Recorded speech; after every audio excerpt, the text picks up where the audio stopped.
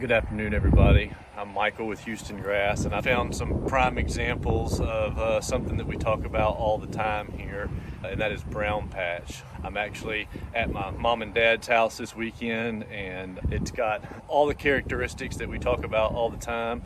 My dad obviously did not use Heritage G on the yard here to get it ready for fall, and so here are the repercussions. I'm gonna flip this around here a little bit so you can see what we've got.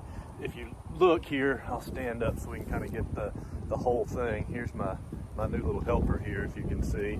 But if you can see the edges, we get the bright yellow on the edges. That means that this is active right now.